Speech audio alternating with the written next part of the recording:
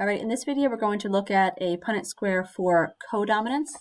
Remember that codominance means that two different alleles are dominant. And since two alleles are dominant, we're going to need to use two different letters to represent those two different dominant alleles. Remember, they'll be expressed, both of them showing at the same time, instead of having one dominant over the other. So for number 4, we're looking at fur color in cattle.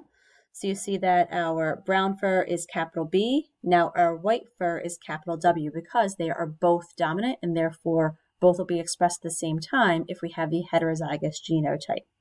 And notice that our roan cow, if you remember in our video, the roan cow showed both brown and white color.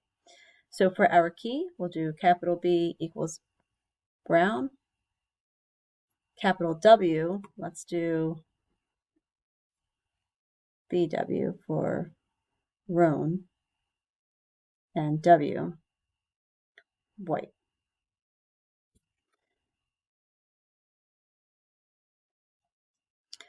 So in letter A, we're crossing a roan cow.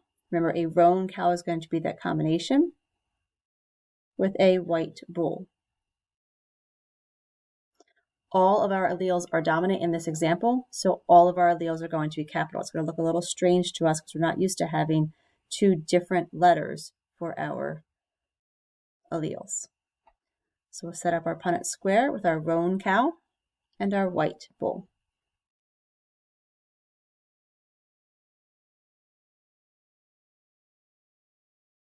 So in this example, we could have offspring that are either roan or offspring that are white, 50% chance.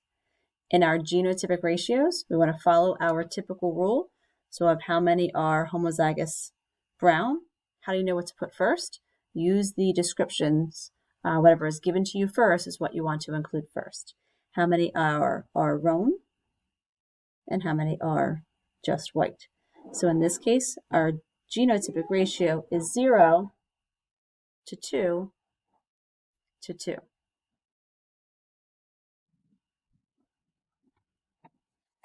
Our phenotypic ratio